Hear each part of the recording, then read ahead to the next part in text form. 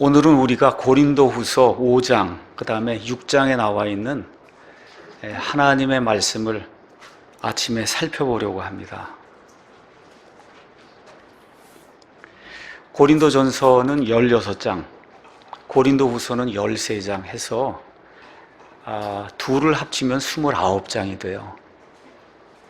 그러니까 신약 성경에서 가장 긴 성경이 마태복음 28장, 사도행전이 28장 이렇게 이제 되어 있는데, 여기 고린도 전후서는 합치면 29장입니다. 하나님께서 이 많은 장을 할애하셔서 저와 여러분에게 무언가를 주시고자 이 말씀을 기록해 주셨습니다. 고린도 교회 여러분 많이 들으셨을 거예요. 성경 말씀 가서 보니까 사도행전 18장 1절에서 7절에 사도 바울이 두 번째 선교 여행을 다니다가 지금 그리스에 있는 나라입니다. 아테네 바로 옆에 고린도라고 하는 그런 항구 도시가 있는데, 그 항구 도시에 들어가서 유명한 아굴라와 브리스길라라고 하는 부부와 함께 1년 6개월 동안 함께 지내면서 세운 교회가 고린도 교회예요. 바울은 어느 한 교회의 목회자로 부르심을 받지 않고 그냥 30년 동안 온 세상을 떠돌아다니면서 말씀을 선포하는 선교사로 부름을 받았어요. 그런데 그의 삶 속에서 어느 한 지역에 들어가서 1년 반을 그들과 동고동락했다는 것은 굉장히 큰 의미를 우리에게 주고 있습니다. 아마 에베소 교회가 이 이상의 시간을 사도 바울이 보낸 그와 같은 유일한 곳이고, 에베소 교회 말고는 여기 나와 있는 고린도 교회가 이 세상에 지금까지 존재했던 하나님의 사람들 가운데 하나님의 말씀을 누구보다도 가장 잘 선포했던 사도 바울이 몸소 같이 거하면서 동고동락했던 그런 교회가 여기 나와 있는 고린도 교회입니다. 그런데 이상하게도 그 고린도 교회에 가장 문제가 많았어요. 성도들 간에 분열이 생기고, 성도 중에 심각한 음행을 벌이는 사람이 있고, 결혼 이혼 문제가 있고, 음식 문제가 있고, 주의 만찬 문제가 있고, 또 여러 가지 은사 문제가 있고, 그 다음에 심지어 부활을 부인하는 이런 사람들까지 생겨나는 말 그대로 혼동에 가득 찬 그런 교회가 고린도 교회입니다. 저와 여러분이 성경에 나와 있는 교회 가운데 가장 모범이 되는 그런 교회를 들라고 이야기하면 아마 에베소 교회나 아니면 데살로니가 교회를 들 수 있을 거예요. 그런데 저는 개인적으로 고린도 전후서를 가장 좋아합니다. 왜 가장 좋아하냐?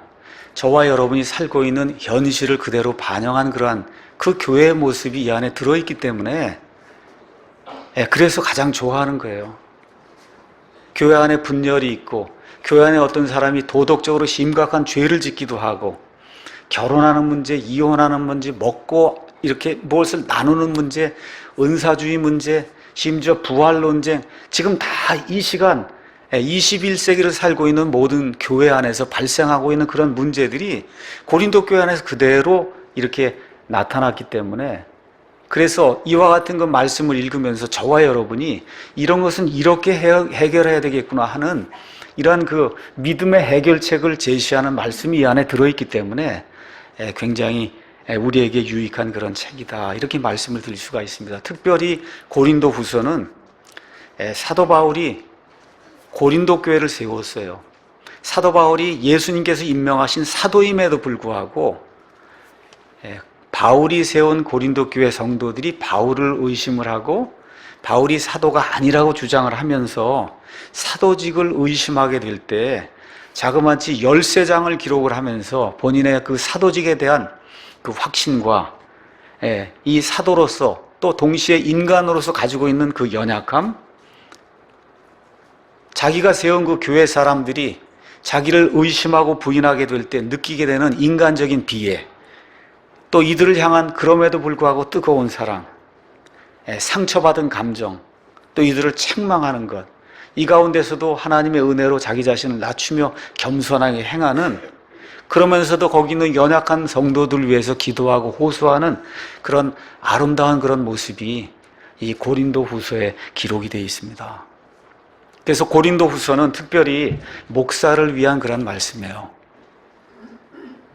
목사를 하면 무언가 대접을 받고 뭐가 잘 될 것 같은데 실제 목사는 고통과 고난과 성도들의 배신을 당하는 게 그게 정상적인 일이다. 그런 내용이 이 안에 들어있는 거예요. 그렇다고 여러분 보고 배신하라고 제가 뭐 이렇게 조장하는 건 아닙니다. 근데 그게 정상적인 늘 일어나는 그런 일이기 때문에 목사가 그거를 정확하게 이해를 하고 그런 일들이 생겨도 그것 때문에 너무 슬퍼하지 말라. 이런 교훈을 우리에게 주고 있습니다. 여기 고린도 후서 3장에 가서 보니까 사도 바울이 고린도 후서를 기록한 배경이 이렇게 이제 기록이 되어 있습니다. 우리가 다시 우리 자신을 추천하기 시작하겠느냐? 혹은 우리가 다른 사람들처럼 너희에게 추천하는 서신을 보내거나 너희로부터 추천하는 편지를 받을 필요가 있겠냐? 본인이 1년 6개월 동안 같이 거하면서 고린도 교회란 교회를 세웠는데 지금 사도 바울이 떠난 이후에 그 교회 성도들이 당신 사도가 아닙니다. 당신이 도대체 뭐 한 게 있냐? 지금 그렇게 이야기하는 거예요. 그래서 뭘 얘기해요? 당신이 사도고 당신이 정말 하나님의 사람이면 추천서를 받아와라. 그랬더니 사도 바울이 뭐라고 이야기하느냐?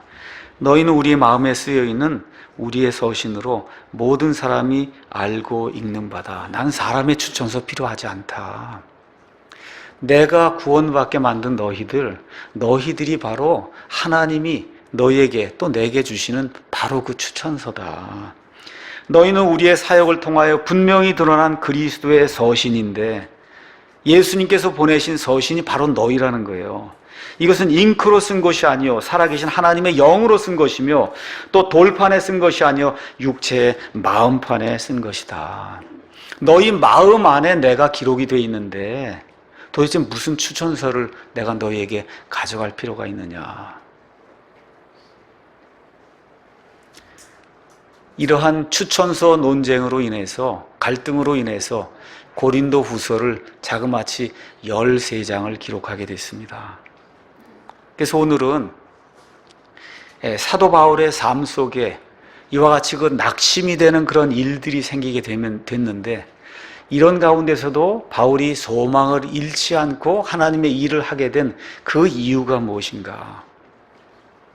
이것을 설명하는 가운데 예수 그리스도를 믿는 기독교의 핵심이 무엇인가? 핵심.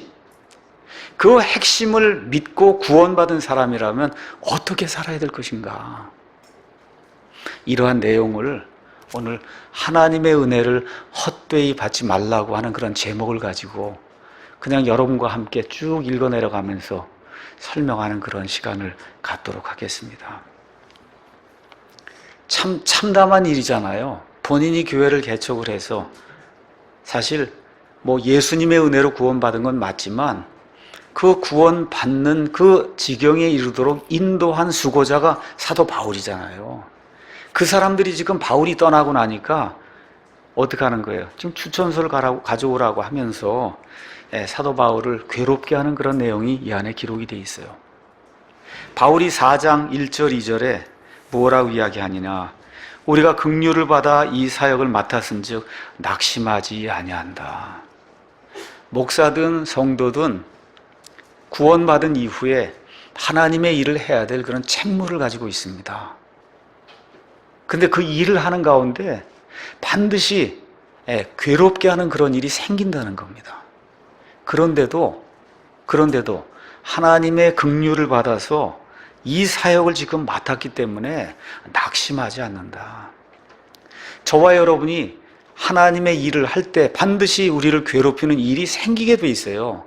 그런데 그때마다 낙심해서 저 수렁 속으로 계속 빠지면 그것은 하나님의 뜻이 아니라는 거예요. 그래서 낙심하지 않는다. 그렇게 이야기하면서 오히려 감추어둔 정직하지 못한 일들을 버리고 오히려 그러한 괴롭게 하는 일들이 생기게 될 때 혹시 내 속중심에 무언가 숨겨놓은 정직하지 못한 일들, 바르게 하지 못한 일들 이런 것들이 있는가 내 자신을 살펴보고 그거를 버린다는 겁니다. 간교하게 걷지 아니하며 하나님의 말씀을 속임수로 다루지 아니하고 오직 진리를 드러내므로 하나님의 눈앞에서 각 사람의 양심에 우리 자신을 추천한다. 사도 바울이 그렇게 이야기를 하고 있습니다. 지난 몇 개월 동안 저와 또 킹제임스 성경을 사용하는 그런 많은 분들 여러 가지로 어려움을 많이 당하고 있습니다. 어떻게 해야 돼요? 낙심하면 안 된다는 거예요. 그렇죠? 낙심하면 안 된다는 거예요. 이걸 계기로 해서 내 자신을 더욱더 낮추고 돌아보고 어떻게 하든지 하나님을 더 기쁘게 하고 성도들을 살릴 수 있는 방법이 무엇인가? 저와 여러분이 그렇게 하면서 어떻게 하나님의 말씀을 속임수로 다루지 않는다는 거예요. 있는 그대로 하나님의 말씀을 전달하면서 오직 진리를 드러내므로 하나님의 눈앞에서 각 사람의 양심에 우리 자신을 추천한다는 거예요. 무슨 무력을 동원하거나 욕설을 동원해서 이런 것들을 방어하는 것이 아니고 오직 진리를 드러내므로 우리의 글과 우리가 외치는 그런 하나님의 말씀을 사람들이 듣게 될 때 그 사람들의 양심 속에서 무엇이 옳고 그른가를 판단할 수 있도록 그렇게 하나님의 일을 우리가 하면서 낙심하지 말아야 한다고 하나님께서 우리에게 말씀해 주고 있습니다. 그러면서 사도 바울이 4장 5절에 뭐라고 이야기하냐? 우리는 우리 자신을 선포하지 아니하며 이 강단에 서서 내가 무슨 일을 했습니다. 내게 무슨 능력이 있습니다. 이 모든 일을 내가 다 이룩했습니다. 이런 말 하지 않는다는 거예요. 고난을 당하든 아니면 교회가 잘 되든 저와 여러분의 삶 속에 고통이 있든 아니면 기쁨이 있든 무엇을 하냐? 오직 주님이신 그리스도 예수님만 선포한다는 거예요. 예수 그리스도께서 우리의 주인이시라는 그 사실만 이 강단에서 선포하고 또 예수님 때문에 우리가 너희를 섬기는 종이 됐다고 하는 그 사실만 우리는 선포한다. 제가 목사로서 자질이 그렇게 좋지 않은 사람입니다. 일단 그래도 목사라고 하면 사람을 좀 불쌍히 여기고 뭐 이런 마음이 좀 많이 있어야 되는데 사실 좀 제가 그런 면은 굉장히 약해요. 그게 사실입니다. 그게 사실이에요. 그럼에도 불구하고 두 가지를 여러분 앞에 지금 바울과 똑같이 고백할 수 있어요. 이 자리에 서서 오직 그리스도 예수님께서 우리의 주인이시란 그 사실을 제가 선포하고 제가 여러분에게서 영광을 취하려고 하지 않고 어떻게 하든지 하나님께서 내게 주신 대로 말씀으로 여러분을 섬기려고 노력한다. 그러면서 사도 바울이 8절에서 11절에 사역자의 삶, 하나님을 섬기는 그런 성도의 삶은 죽음과 고통의 삶이라고 이야기하고 있어요. 우리가 사방에서 고난을 당하나 괴로워하지 아니하며 한 군데에서요? 사방에서 여기도 고난, 여기도 고난, 여기도 고난, 뒤도 고난 사방에서 고난을 당하나 괴로워하지 아니하며 난처한 일을 당하나 절망하지 아니하고 핍박을 받으나 버림받지 아니하며 거꾸로 트림을 당해요. 악한 자로 누명을 씁니다. 그럼에도 불구하고 망하지 않는다는 거예요. 그러니까 예수 그리스도의 사역을 한다. 하나님의 성도로 하나님의 일을 한다. 명예만 따르고 존귀만 따르고 칭찬만 따르면 예수님 말씀대로 모든 사람이 너희에 대해 칭찬하면 너희에게 화가 있다 그랬습니다. 그래서 저와 여러분이 하나님의 일을 하는 가운데 하나님 때문에 고난이 우리에게 닥치고 하나님 때문에 저와 여러분이 모욕을 당하고 하나님 때문에 미친 자라고 하는 그런 소리를 들을 때가 있어요. 그럼에도 불구하고 우리가 망하지 않는다고 사도 바울이 우리에게 말씀해 주고 있습니다. 이런 것이 특별히 목회자의 삶이다. 저도 이런 거 잘 알지 못했습니다. 목사의 삶이 이렇게 어려운 것이다 이런 거 생각해 본 적이 없어요. 그런데 하나님께서 뭐라고 말씀하시냐? 목사는 반드시 그걸 거쳐야 된다는 거예요. 언제까지? 목사를 그만둘 때까지. 목사를 그만두고 이 세상 떠날 때까지 성도로 사는 동안에도 저와 여러분이 하나님 앞에서 옳게 살고 바르게 살면 반드시 이런 핍박이 올 수밖에 없다고 성경이 우리에게 이야기하고 있습니다. 그래서 우리가 항상 주 예수님의 죽음을 몸에 짊어지면 예수님의 생명 또한 우리 몸에 나타나게 하려 합니다. 그래서 예수님이 먼저 죽으시고 영광 받으신 것처럼 기독교의 핵심은 먼저 갈보리 십자가가 있고 그 뒤에 왕관을 받는다는 겁니다. 여러분 믿으십니까? 네. 먼저 이 땅에서 모든 걸 다 누리는 것이 아니라 이 땅에서 예수님 때문에 십자가 고통을 짊어지고 예수님 때문에 모욕을 받고 비방을 받고 그 이후에 하늘나라에 가서 하나님 앞에 서게 될 때 정당한 심판과 정당한 보상을 받는다고 예수님께서 사도 바울의 입을 통해 우리에게 말씀을 해주십니다. 그래서 4장 16절에 뭐라고 이야기하느냐? 이런 까닭에 우리가 낙심하지 아니하노니 우리의 겉사람은 썩어 없어져도 속사람은 날마다 새로워지는도다. 여러분 이런 경험이 있어요?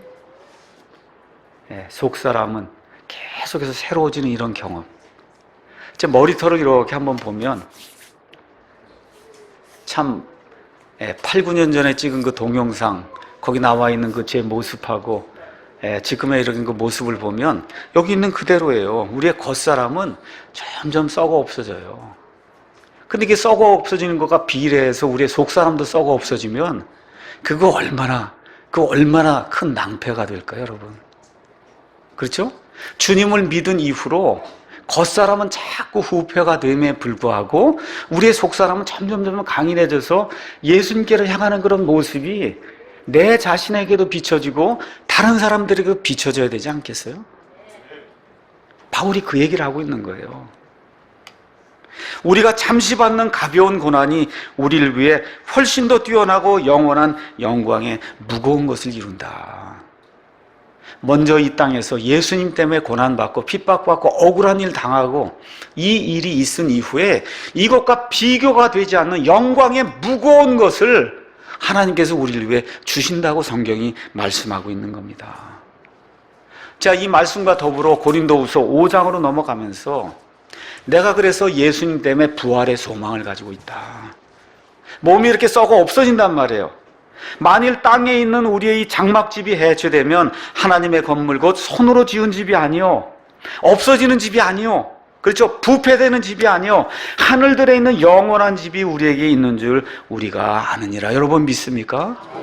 많은 고통과 비방과 험담과 이단이라는 그런 소리를 들음에도 불구하고 우리가 부활하는 그런 소망을 가지고 있다는 거예요. 이 부활하게 될 때는 과거의 그런 모든 지옥들이 다 없어지게 되고 우리의 썩어지는 이와 같은 그 몸이 다 없어지게 되고 뭐가 우리에게 임해요? 하늘에서 내려오는 그런 옷으로 우리가 몸으로 우리가 입게 돼서 영원 무궁토록 주님과 함께 있다고 이 부활의 소망을 가지고 있기 때문에 내가 결코 낙심하지 않는다.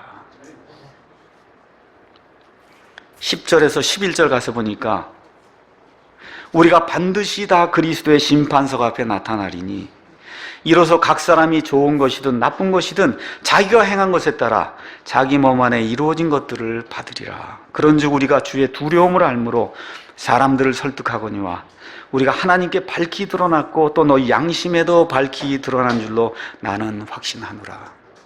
주께서 호령과 천사장의 음성과 하나님의 나팔소리와 함께 친히 하늘로부터 강림하실 때 예수님 안에서 죽어있는 자들이 먼저 일어나서 부활하게 되고 살아서 남아있는 우리가 그들과 함께 공중으로 채 올라간단 말이에요. 믿습니까 여러분?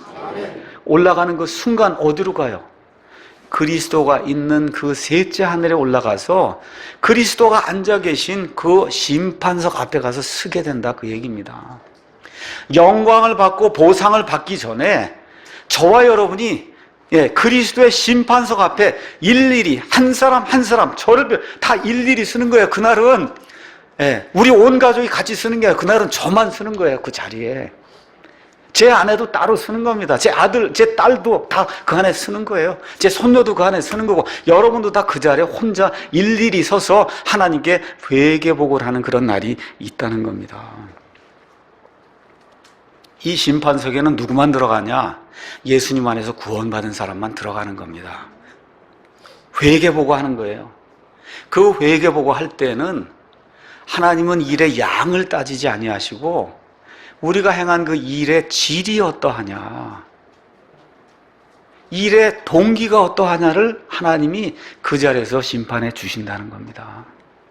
예레미야 같이 근 40년 이상 하나님의 말씀을 선포했음에도 불구하고 하나님의 말씀을 듣고 그를 따른 사람이 손가락 안에 들 정도로 얼마 없었어요.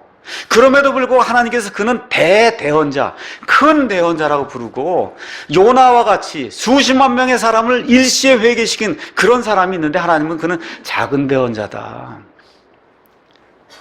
일의 양이 중요한 것이 아니라 일의 질과 일의 동기를 심판하는 그 날이 있기 때문에 나는 결코 낙심하지 않는다. 심지어 내가 세운 고린도 교회 성도들이 나를 배반하고 등을 쳐도 나는 낙심하지 않는다는 거예요. 이것은 목사에게만 해당되는 것이 아니라 여기 여러분 앉아 계신 각 사람에게도 해당되는 거예요. 목사만 그 심판 자리에 서는 게 아니라 여기 앉아 있는 모든 사람이 그날 다 심판 자리에 서서 일일이 하나님 앞에 한 사람 한 사람 회개 보고하게 될 때 하나님 보시고 이 일의 동기와 질이 무엇인가를 보시고 저와 여러분에게 보상의 심판을 해주시기 때문에 저와 여러분이 낙심할 필요가 없다고 하나님께서 말씀해 주십니다. 11절 가서 보니까 그런즉 우리가 주의 두려움을 알므로 하나님을 만홀히 여기지 말라는 거예요. 나 구원받았으니까 아무거나 다 해 안 된다는 겁니다. 여기 지금 심판 누가 받는 거예요? 믿지 않는 사람 받는 건 그 1000년 있다가 나중에 흰 왕좌 심판에 들어가서 지옥불 속으로 영원히 그거 말고 지금은 7년 환란기 들어가기 전에 저와 여러분이 휴거 받은 이후에 구원받은 사람 지금 심판받는 거 이야기하는 거예요. 근데 그 심판받는 자들을 향해서 구원받은 사람인데도 불구하고 하나님이 공포스럽게 여러분 앞에 다가온다는 거예요. 그러니까 행실을 깨끗하게 해야 되겠다고 저와 여러분이 작심을 해야 되는 거예요. 사도 바울이 왜 이렇게 올바른 삶을 살려고 했냐? 하나님의 그 심판석, 그리스도의 심판석 앞에 서서 하나님이 불꽃 같은 눈으로 우리의 모든 거 하나하나를 살펴볼 때 그때 가서 낭망하면 어떻게 돼요? 그래서 주님의 공포, 주님의 두려움을 알기 때문에 내가 너희 모두를 설득을 한다. 제가 이 시간에 여러분을 설득하기 위해 이 자리에 섰어요. 하나님의 두려움을 아시거든 올바르게 살아야 돼요. 올바르게 살아야 된다. 이 안에 구원받지 못한 사람이 있으면 먼저 구원받아야 돼요. 이 사랑침례교회 같은 교회를 다니고도 구원을 못 받았다. 이게 안타까운 일이에요. 어느 한 분이 자기 아들에게 너 구원받았냐? 물었다 그래요. 그랬더니 그 아들이 아빠 이런 교회를 다니고 그렇게 말씀을 듣고도 구원 못 받으면 어떻게 해요? 여러분 구원 받으셨습니까? 오늘 아침에 우리가 찬양한 대로 정말 천국이 이 땅에 내려오고 하늘의 영광이 우리를 채우는 그와 같은 날이 우리 삶 속에 하루 분명히 있었습니까 여러분? 없었으면 어떻게 해요? 구원 받으셔야 돼요. 제가 여러분에게 간곡히 부탁드립니다. 구원은 일단 받고 봐야 되는 거예요. 그 이후에 다른 건 논해야 되는 거예요. 그 이후에 다른 건 논해야 되는 겁니다. 가서 보니까 하나님에 대한 두려움을 가져야 된다. 이사야서 66장 맨 끝에 가서 보니까 새하늘과 새 땅에 대해서 이야기를 하시는 가운데 하나님께서 무엇라고 말씀하시느냐? 66장 1절에 주가 이같이 말하노라. 하늘은 나의 왕좌요 땅은 나의 발받침이라. 너희가 나를 위해 짓는 집이 어디에 있느냐? 내가 안식할 처소가 어디에 있느냐? 온 우주 공간의 모든 건 내가 다 만들었다는 겁니다. 근데 너희가 지금 내게 경배하려고 하는데 도대체 사람이 만든 무슨 집에 와서 경배하려고 하지 마라. 이런 건물 50억이다, 1000억이다, 2000억이다 이거 건물 줬다 그래서 그 안에서 예배 드린다고 되는 게 아니라는 거예요. 뭐라고 이야기하느냐? 2절 그 모든 것들을 내 손이 만들었으므로 그 모든 것들이 존재해 왔다. 하늘과 있는 이 천체의 모든 것들, 땅에 있는 모든 것들, 저와 여러분 모든 게 다 하나님이 만들었기 때문에 지금까지 존재해 왔다는 거예요. 주가 말하노라. 오직 나는 이런 사람, 곧 가난하고 통회하는 영을 가진 자. 그 사람의 특징이 뭐예요? 내 말에 떠는 자를 보살피리라. 하나님을 두려워하고 하나님의 말씀에 떠는 그런 사람을 하나님이 존귀하게 만들어 준다고 말씀해 주시는 거예요. 지금 이 말씀은 새하늘과 새 땅이 이루어지는 그 시점을 두고 하나님이 말씀해 주시는 거예요. 제가 여러분에게 늘 강조하는 것이 두 가지가 있습니다. 하나님을 두려워해라. 두 번째, 말씀에 대한 확신을 가지고 살아라. 제 삶 속에서 여러분에게 제가 전달해 줄 수 있는 것 딱 두 가지밖에 없어요. 하나님을 두려워하고 하나님의 말씀에 대한 확신을 가지고 살아라. 사람이 아니라 하나님의 말씀에 대한 확신을 가지고 사는 저와 여러분이 되기를 예수님의 이름으로 축원합니다. 이것과 더불어 14절에 사도 바울이 이렇게 이제 이야기를 하고 있어요. 왜 너희가 내 등을 치고 나를 배반하는데도 불구하고 그래도 내가 너희를 사랑하고 너희를 설득하는 이유가 뭐냐? 이는 그리스도의 사랑이 우리를 강권하기 때문이라. 우리가 이같이 판단하노니 곧 한 사람이 모든 사람을 위하여 죽었으면 모든 사람이 죽었느니라. 그렇게 너희가 배반하고 추천서를 가지고 오라고 해도 그래도 내가 너희를 지금 설득한 이유가 뭔지 아냐? 그냥 예수님의 사랑이 나를 강제한다는 거예요. 그냥 가만히 있어도 어떻게 할 수가 없다는 거야. 주체할 수가 없다는 거야. 하나님의 사랑 때문에 내가 너희를 지금 설득하고 너희에게 사랑의 편지를 지금 쓰고 있다고 지금 이야기하고 있는 겁니다. 그러면서 뭐라고 얘기해요?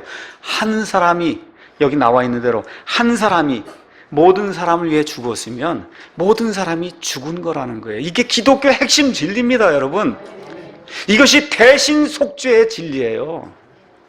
영어로는 vicarious sacrifice of Jesus Christ. 예수 그리스도의 우리를 대신해서 십자가에서 죽어주신 그 사랑 때문에 내가 사로잡힌 바 돼서 이런 모욕과 치욕을 당하면서도 너희를 사랑하기 위해 지금 이 사랑의 편지를 지금 쓰고 있다고 이야기하고 있는 거예요. 그 사랑이 어떤 사랑이냐? 로마서 가서 보니까 그 사랑을 이렇게 이제 표현했습니다. 로마서 5장 6절 가서 보니까 우리가 아직 힘이 없을 때 그리스도께서 하나님이 정해신 그 때가 될 때 경건치 아니한 자들을 위해 죽으셨느니라. 여러분, 기독교의 핵심은 뭐냐? 저와 여러분이 죄인이기 때문에 하나님이 우리를 사랑해서 구원해 주신다는 거예요. 여기 경건치 않다고 이렇게 번역이 되어 있지만 원래 뜻이 뭐야? 하나님을 따르지 아니하고 하나님의 속성과 반대가 되는 그런 사람들을 위해서 예수님께서 하나님께서 정해놓으신 그때에 저와 여러분 같은 죄인들을 위해 죽으셨다는 겁니다. 이 사랑 때문에 너희가 나를 배반하고 등을 쳐도 내가 너희를 위해 사랑의 편지를 지금 쓰고 있다. 그렇게 이야기하고 있는 거예요. 8절 가서 보니까 우리가 아직 죄인이었을 때 그리스도께서 우리를 위해 대신 죽으심으로 하나님께서 내가 너희를 사랑한다는 그 사랑을 당당히 제시해서 보여주신다는 겁니다. 우리가 무언가 내세울 것이 있는데 의로운 것이 있는데 하나님이 우리를 사랑해 주시면 그러면 당연히 우리가 그 사랑을 받는 겁니다. 자격이기 때문에 받을 수 있는 거예요. 지금 하나님께서 무엇라고 말씀하시냐? 우리가 아직 죄인이었을 때, 죄 가운데 빠졌을 때 우리 자신을 구원할 수밖에 없는 그런 비참한 처지에 놓여 있음에도 불구하고 하나님께서 예수 그리스도를 이 땅에 보내셔서 저와 여러분을 위해 대신 죽게 하셔서 하나님의 사랑을 당당히 제시하신다. 이것이 그리스도의 강권하는 그런 사랑이라고 우리에게 이야기해 주시는 겁니다. 한 사람이 모든 사람을 위해 죽었으면 모든 사람이 죽은 거예요. 예수 그리스도 안에 죽은 겁니다. 히브리서 9장 22절에 피 흘림이 없은즉 죄들의 사면이 없다 그렇게 기록이 되어 있어요. 저와 여러분이 죄인으로 이 땅에 태어났습니다. 여기에서 벗어날 수 있는 유일한 길은 하나님이 받으시는 하나님 받으시는 온전한 희생 예물을 드려야 되는 거예요. 피의 희생 예물을 드려야 되는데 짐승 가운데도 없고 사람 가운데도 없고 하나님이 주신 모든 창조물 가운데 이와 같은 완전한 대속 희생물이 없다는 겁니다. 예수님께서 단 한 번 이 땅에 나타나셔서 죄 없는 자로서 죄 많은 저와 여러분을 대신해서 십자가의 죽으심으로 말미암아 죄들의 사면이 이루어졌다고 성경이 우리에게 이야기하고 있는 거예요. 사도행전 4장 12절에 나와 있는 것처럼 하늘 아래 인간들 중에 저와 여러분을 구원할 수 있는 다른 이름, 예수라고 하는 그 이름 외에는 그와 같은 이름을 우리에게 주신 적이 없다고 성경이 이야기하고 있는 겁니다. 바로 이 사랑에 매여서 내가 너희를 지금 설득하고 있다. 지금 바울이 그렇게 이야기하고 있는 겁니다. 그러면서 바울이 뭐라고 이야기하나 15절에 그분께서 모든 사람을 위하여 죽으신 것은 살아있는 자들이 이제부터는 자기들 위하여 살지 아니하고 오직 자기들 위하여 죽었다가 다시 일어나신 분을 위하여 살게 하려 함이니라. 구원받았으면 삶의 목적이 바뀌어야 된다는 거예요. 여러분, 갈라디아서 2장 20절에 있는 것처럼 예수님 십자가에 죽으실 때 저와 여러분의 옛사람이 예수님과 함께 십자가에 죽었습니까? 예수님 무덤에 묻히셨을 때 저와 여러분의 옛사람이 같이 묻혔습니까? 예수님 일어나실 때, 무덤에서 부활하실 때 저와 여러분 그 자리에 같이 부활하셨습니까? 목표가 바뀌어야 된다는 거예요. 이러한 경험이 있으면 목표가 바뀌어야 된다. 이제는 위에 있는 것들에 애착을 두고 사는 그런 사람이 돼야 된다. 사도 바울이 그렇게 이야기하는 거예요. 지금까지 내 쾌락과 육신의 정욕과 내 재물과 명성과 이거 다 필요한 겁니다, 사는데. 그런데 그것이 1순위가 되면 그러면 그리스도의 이와 같은 은혜를 헛되이 받는 그런 사람이라고 성경이 이야기하고 있는 거예요. 마가복음 10장 45절에 사람의 아들은 섬김을 받으러 오지 아니하고 오히려 섬기며 자기 자신의 그 생명을 많은 사람을 위한 대속물로 주려고 왔다고 하기 때문에 저와 여러분의 삶의 목적이 바뀌어야, 그것이 내 자신이 보기에도 바뀌고 다른 사람이 보기에도 바뀌어야, 그래야 정말 하나님을 믿는 하나님의 아들, 딸로서의 삶을 제대로 사는 것이라고 이야기하고 있어요. 그러면서 어떤 일이 생기느냐? 사는 인생의 관점이 바뀐다고 16절에서 이야기하고 있어요.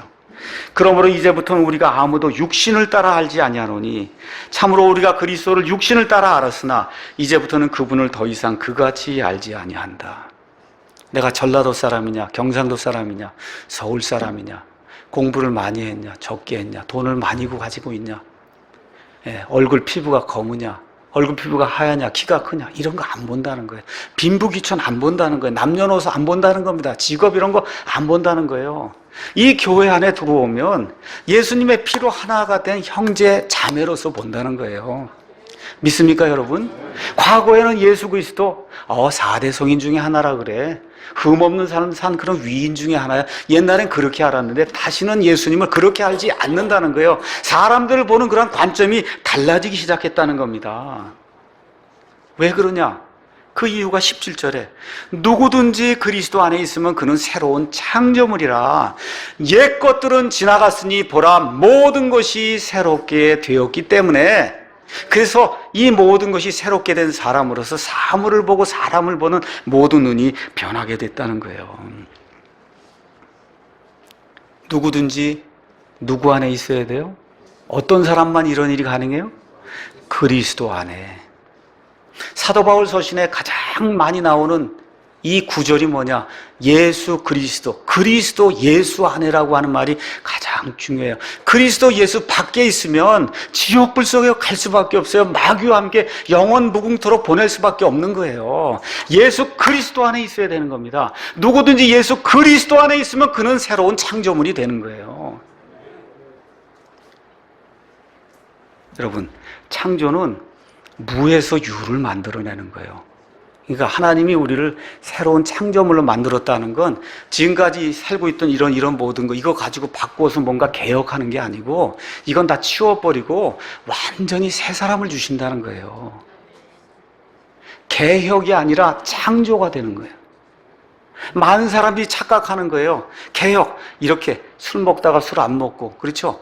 담배 피다 담배 안 피고 뭐 이렇게 하면은 예수님 믿고 구원받는 걸로 착각하는 게 이런 데서 나오는 거예요. 그건 종교가 하는 일이고 어떻게 돼요? 속 사람이 완전히 뒤집어서 새 사람으로 바뀌어야 되는 겁니다. 하나님이 새 사람을 입혀주시는 것, 이것이 예수님을 믿고 다시 태어나는 것이라고 성경이 이야기하고 있어요. 이런 사람의 특징이 뭐냐? 과거의 모든 게 다 지나갔다는 겁니다. 과거의 모든 게 지나갔어요. 과거의 아픔, 고통, 슬픔, 과거의 모든 죄들, 악하게 행하던 그런 모든 일, 심지어 과거에 내가 좋아하던 모든 것들 다 지나갔다는 거예요. 그러니까 자꾸 과거에 얽매이면 안 된다는 거예요. 과거에 얽매인 사람은 아니다. 그리스도인들은 이 모든 것들은 뒤로 하고 사도 바울처럼 저 앞에 놓여있는 높은 부르심의 상을 받으려고 질주해서 앞으로 뛰어나가는 그런 사람이 돼야지 과거에 자꾸 얽매이면 안 된다는 거예요. 심지어 과거에 나쁜 일을 했어요. 이혼을 했어요. 나쁜 일을 했어도 다 뒤에 놓고 이제는 앞을 향해서 질주하며 나가는 저와 여러분이 돼야 된다. 성경이 그렇게 이야기하고 있는 겁니다. 과거에 가지고 있던 예수님 밖에 가지고 있던 야망 다 버려야 돼요. 예수님을 향한 야망을 갖는 건 좋은데 과거에 내 자신이 내 뜻을 이루기 위해서 꿈을 이루기 위해서 가지고 있던 그런 야망은 예수님 때문에 다 뒤로 놓고 앞을 향해서 예수님이 기뻐하신 그런 소망을 향해서 저와 여러분이 달려나가야 된다.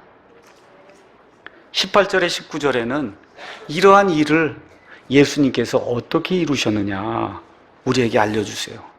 모든 것이 하나님에게서 났으며 그분께서 예수 그리스도를 통하여 우리를 자신과 화해하게 하시고 또 화해하게 하는 사역을 우리에게 주셨으니, 그러니까 저와 여러분이 이 땅에 태어난 순간부터 하나님하고 원수지간이라고 성경이 이야기하는 거예요. 멋있게 생긴 사람이 있어요. 말을 아주 곱게 합니다. 지금 제 손녀가 있는데 지금 11살 됐어요. 말 그대로 순진무구해요. 그렇죠? 근데 하나님 보시기에는 하나님하고 원수라는 거예요. 이게 참 놀라운 일이에요. 하나님과 원수지간으로 태어난다는 겁니다. 그럼 어떻게 돼? 화해해야 될 거 아니에요? 화해. 그렇죠? 하나님하고 화해를 해야만 하나님하고 살 수 있잖아요. 맞습니까? 그 일을 누가 하셨다는 거예요? 예수님이 화해하게 하는 사역을 이루시려고 이 땅에 내려오셨다. 성경이 그렇게 이야기하고 있는 겁니다. 이 세상의 종교는 뭐냐? 그 일을 내가 하려고 하는 게 그게 종교예요. 내 선한 행위를 가지고 하나님하고 좀 한번 화해해 봐야 되겠다. 그래서 극락에 가야 되겠다고 노력하고, 그렇죠? 연옥에서 빠져나와야 되겠다고 노력하는 게 그게 인간의 종교가 하는 일입니다. 예수 그리스도의 십자가의 복음은 뭘 이야기하냐? 내 힘으로 되지 아니하고 화해하게 하는 사역을 맡으신 그리스도의 그 사역을 통해서 예수님께서 십자가에서 흘려주신 오직 그 보혈의 공로만을 통해서 저와 여러분이 하나님하고 화해하는 사람이 될 수 있다고 이렇게 성경이 이야기하고 있는 거예요. 물건을 의지하면 안 됩니다. 사람을 의지하면 안 돼요. 그거 의지하면 반드시 패망하게 돼 있어요. 그 의지의 대상이 되는 그 소크라테스든 부처든 지금 다 지옥불 속에 들어가 있는데 그런 존재가 어떻게 저와 여러분을 구원할 수가 있습니까? 안 되는 거예요. 누구만 의지해야 되냐? 하나님께서 화해하게 하는 사역을 맡기시고 이 땅에 보내주신 유일하신 구원자 예수 그리스도, 바로 그분을 통해서 저와 여러분이 하나님과 화해할 수 있고, 그 다음에 가서 보니까 하나님이 그와 동시에 구원받으면 저와 여러분에게 화해하게 하는 사역을 맡겼다는 거예요. 화해한다는 얘기는 화평하게 지내라는 거예요. 그러니까 사회에 나가든 직장에서 일을 하든 가정에서든 싸움꾼이 되면 안 되고, 싸움꾼이 되면 안 돼요. 어떤 사람이 돼야 돼요? 평화의 사자가 되려고, 피스메이커 되려고 노력을 해야 된다는 거예요. 사도 바울의 표현대로 가능한 한 모든 사람들하고 화평하게 지내려고 노력을 해야 된다. 성경이 그렇게 이야기하고 있는 겁니다. 그러면서 20절에 너희는 하나님의 화해 사역을 맡은 하나님이 보내신 대사라고 이야기하고 있습니다. 여러분, 한번 내가 한국 대사가 돼서 미국에 가서 미국에 있는 한국 대사관에 내가 대사로 지낸다고 한번 생각을 해보세요. 그거 보통 영광이 아니겠죠? 그렇죠? 그런데 하나님 나라의 대사로서 저와 여러분 지금 이 땅에 지금 있다는 거예요. 그러니까 행동 거지를 조심해야 된다는 거예요. 거기 천국에 내가 가는 곳마다 내가 하나님을 대표하고 있단 말이에요. 여러분 이해하시겠습니까? 어떻게 돼야 돼요? 하나님의 영광이 드러나는 말을 하고 하나님의 영광이 드러나는 행동을 하는 그런 대사로. 근데 임무가 하나가 있어요. 뭐예요? 이 세상 사람들이 지금 하나님하고 원수 관계에 있는데 이들을 어떻게 하든지 하나님께로 되돌려서 하나님과 화평한 자로 만들어야 될 그런 화목하게 하는 그런 이 사역을 가지고 저와 여러분이 이 땅에 대사로 임명을 받았다고 이야기를 하고 있는 겁니다. 그런즉 하나님께서 우리를 통해 너에게 간청하시는 거가 하나님이 간청하신다 이 얘기예요. 이제 우리가 그리스도를 위한 대사가 되어 그리스도를 대신하여 너희에게 간구하노니 너희는 하나님과 화해하는 그런 사람이 되라. 구원받지 않았으면 구원받아야 되고 구원받은 이후에도 하나님이 원치 않는 그런 행실을 하면 하나님과 화해한 자가 아니잖아요. 그렇죠? 어떻게 하나님과 화해한 자가 되기 위해서 노력을 해야 된다. 성경이 그렇게 이야기하고 있는 겁니다. 그러면서 성경에 나오는 가장 큰 핵심을 21절에서 이렇게 이야기합니다. 다 같이 읽겠습니다. 하나님께서 죄를 알지 못한 그분을 우리를 위하여 죄가 되게 하신 것은 우리가 그분 안에서 하나님의 의가 되게 하려 하십니다. 성경에는 두 가지의 전가, 영어로 imputation이라고 하는 그러한 놀라운 사실이 기록이 되어 있습니다. 지금부터 6,000년 전에 아담과 이브가 죄를 지었을 때 하나님께서 아담과 이브의 허리에서 나올 모든 사람을 하나님이 죄인으로 전가하셨어요. 다 죄인이 되는 거예요. 왜 그렇게 하냐? 둘째 아담을 통해서, 둘째 아담, 죄를 알지 못한 그분을 하나님이 죄가 되게 하셔서 저와 여러분의 모든 죄가 되게 했단 말이에요. 그래서 그분을 통해서 하나님이 그 모든 죄를 다 정죄하셨어요. 그래서 그 전가 행위를 통해서 내가 그 죄를 제거한 게 아닙니다. 예수님이 다 제거하셨어요. 직접 죄가 되어 주셨어요. 그 행위를 통해서 누구든지 예수 그리스도 안에 들어오기만 하면 그 예수님의 선한 그러한 의가 내 의가 될 수 있도록 하나님이 전가 행위를 통해서 저와 여러분을 의로운 사람으로 인정해 주신다고 성경이 이야기하는 거예요. 그래서 여기 가서 보니까 하나님의 의가 된다는 거예요. 의. 이 의는 한자로 가서 보시면 나 아자 밑에 양이 있는 게 그게 의예요.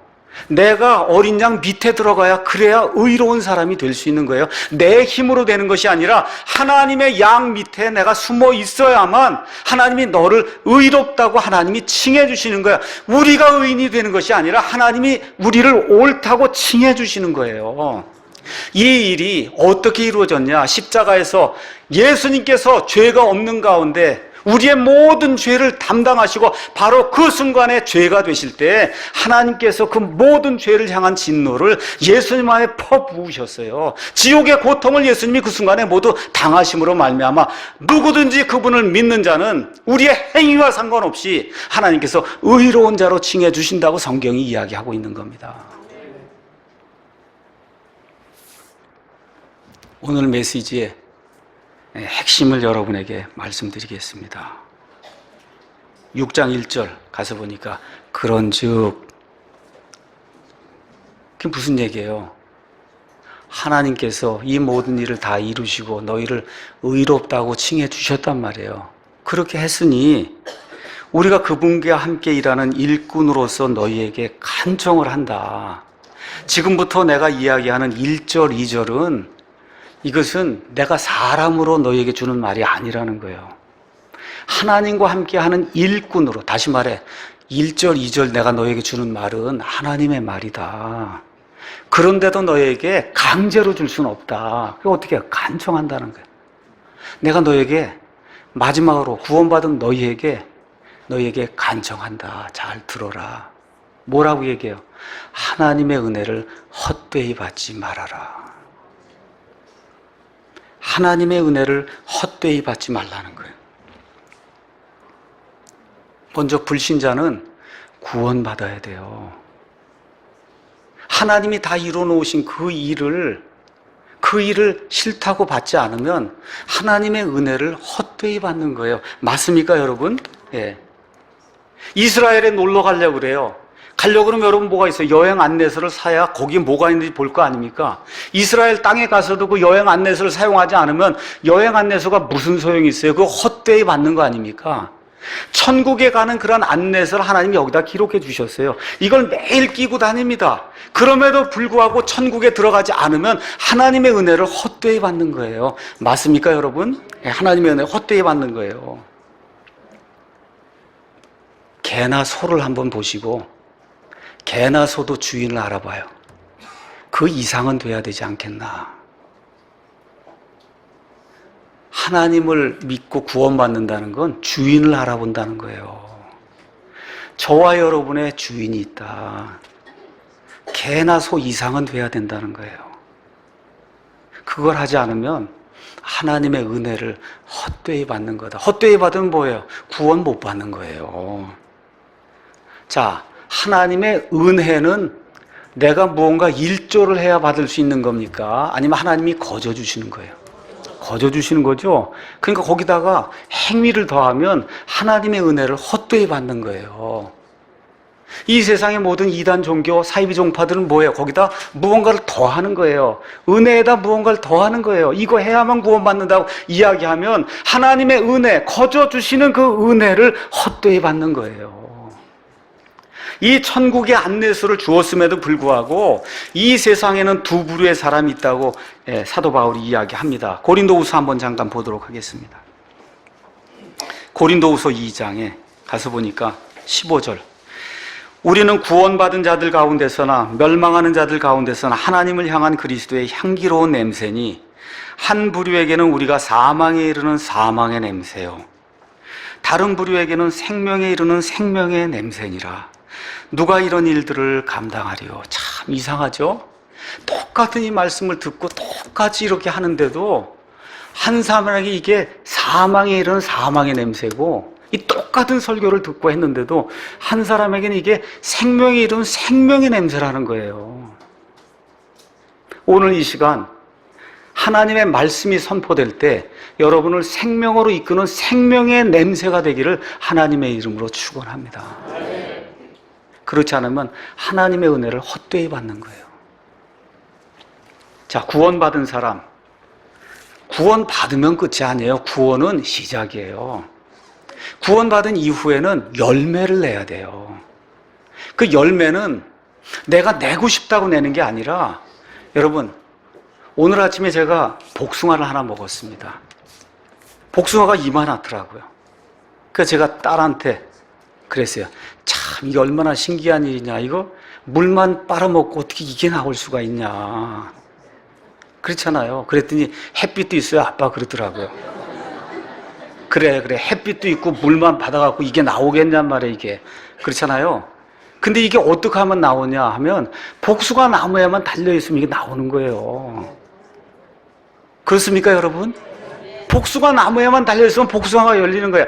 예수 그리스도 안에만 들어있으면 예수 그리스도의 생명이 이래서 우리의 삶 속에서 예수님의 생명이 나올 수밖에 없는 거 여러분 믿으십니까? 네. 이게 있어야 하나님의 은혜를 헛되이 받지 않는 거라는 겁니다.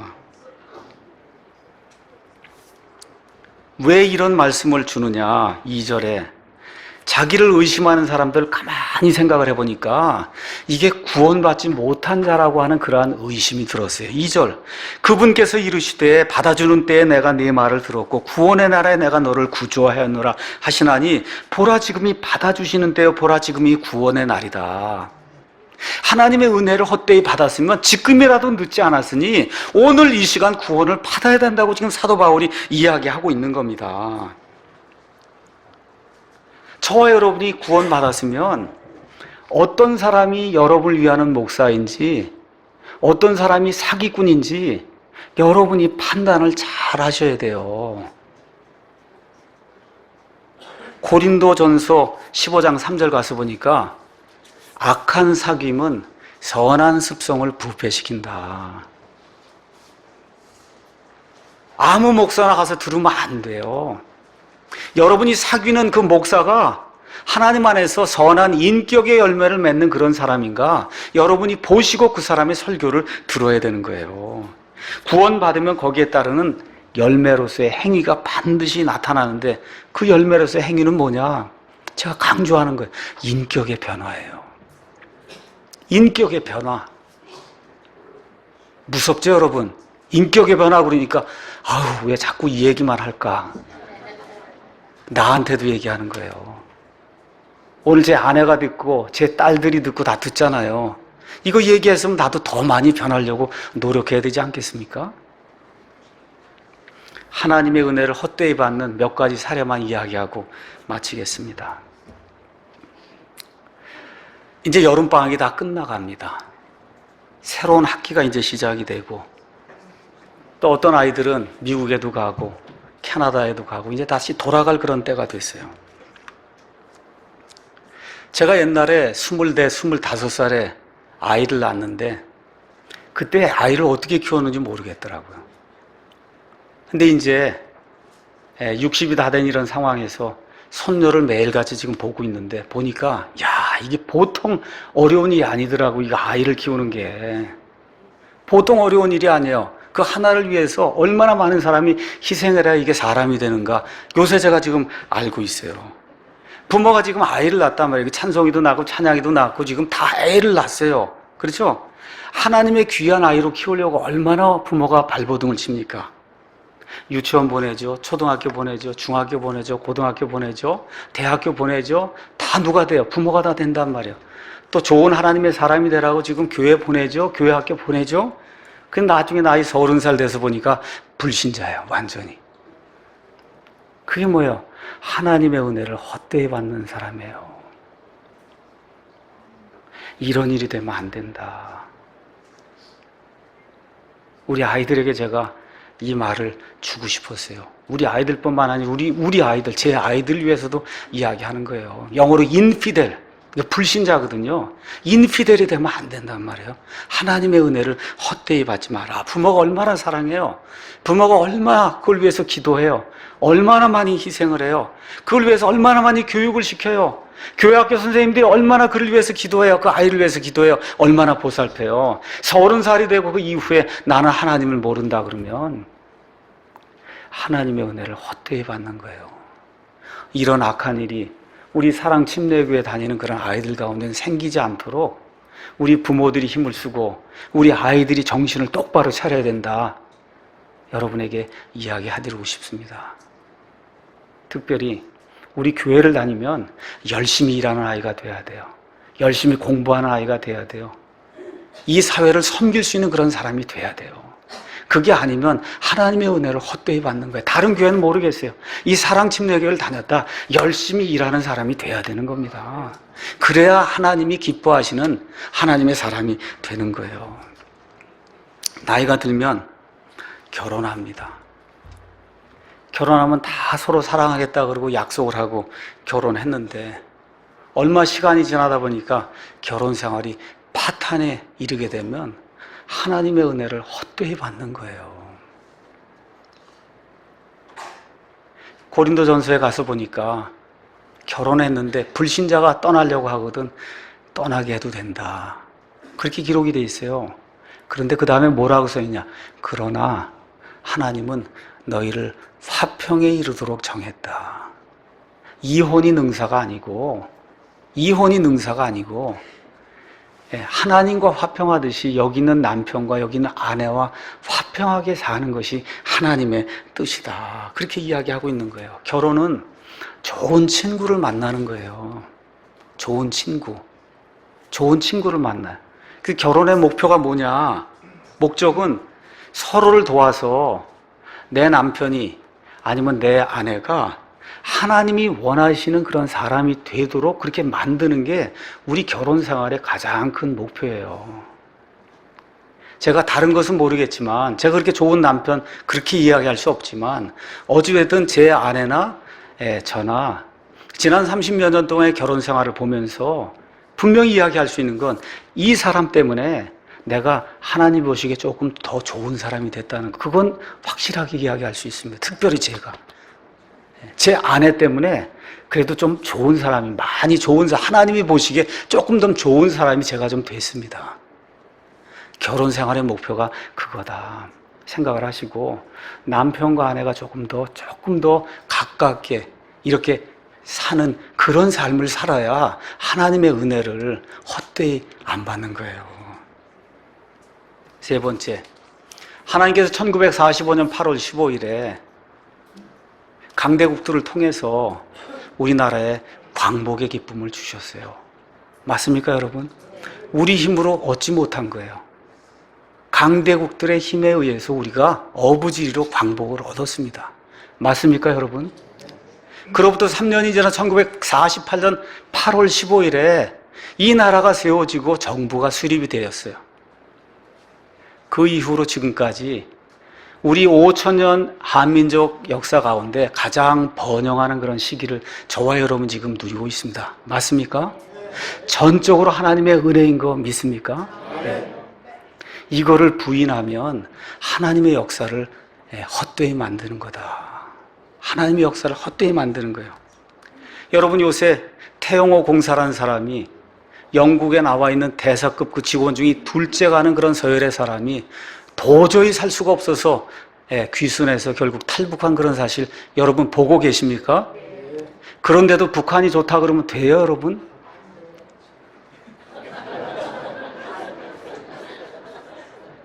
이런 사람들이 이 땅에 있다는 게 이게 정말 한탄스러운 그런 일이에요. 종북행위를 지금도 하고 있고 6.25 전쟁에서 우리를 결국은 이 통일하지 못하게 만든 민족이 누굽니까? 중국을 지금 좋아하면 안 되지 않습니까? 누가 우리를 위해서 목숨을 내버리고 지금까지 이 나라를 지켜줬어요. 여러분, 배은망덕하면 그건 하나님의 사람으로 할 일이 아니에요. 지난 몇천 년 동안 우리나라 누가 그렇게 괴롭히고 짓밟았어요? 정신을 똑바로 차리고 우리가 힘이 없기 때문에 누구를 의지할 수밖에 없는 그런 상황 속에서 누구를 의지해야 되는가도 그리스도인이라면 정신을 똑바로 차리고 그렇게 살아야 하나님의 은혜를 헛되이 받지 않는 거예요. 마지막으로 우리가 킹제임스 성경이라고 하는 하나님께서 보존하신 그런 성경을 우리 손에 가지고 있다고 자랑하며 지금 소래 예배당 사랑 침례교에 모여서 예배를 드리고 있습니다. 그런데 이 귀한 성경, 이걸 들고 저와 여러분의 삶이 조금 더 하나님께 열심히 이렇게 나가는 그런 삶입니까? 아이고, 이거 들고 났더니 이제부터 그냥 모든 거 다 방임, 이렇게 되는 그런 삶이에요. 한번 생각해 보세요. 여기 손을 이렇게 얹어보시고 기존 교회 다닐 때보다 내가 더 열심을 내서 더 구령도 하고 더 성도들 섬기고 그러고 있나? 아니면 그 전에 하던 거 10분의 1도 지금 못하고 있나? 제가 여러분에게 무슨 금요 모임 나와라 이런 얘기 하지 않습니다. 뭐 섬겨라 뭐라 이런 얘기 별로 하지 않아요. 모든 것이 자발적으로 이루어져야 하나님께서 여러분에게 보상해 주기 때문에 얘기하지 않습니다. 다만 마음속에 굉장히 불편함이 있어요. 이 교회에 와서는 영혼의 자유라고 하는 그런 걸 가지고 킹제임스 성경을 들었다고 해서 그걸 가지고 방종의 자세를 취한 사람이 너무 많아요. 이것은 하나님의 은혜를 헛되이 받는 거예요. 킹제임스 성경을 쓰고 지금 우리 교회에 나오지 않는데 밖에 있는 그런 분들을 위해서 한마디 하고 싶습니다. 어떻게 킹제임스 성경을 가지면 교회를 안 나갑니까? 교회를 6개월, 1년 동안 안 나가도 아무 마음에 거리낌이 없다고 하는 거, 이거는 저주지 축복이 아니에요. 교회 나갈 교회가 없으면 어떻게 하든지 하나님께 간구하고 몇 사람이라도 모여서 하나님께 예배 드려야 되겠다는 그런 마음이 생겨야 되는 거 아닙니까, 여러분? 어떻게 하나님의 은혜로 이 성경을 바른 걸 알고 난 이후로는 교회 안 나가는 게 자연스러운 그런 일이 되면 그건 하나님의 저주지 하나님의 축복이 아니에요.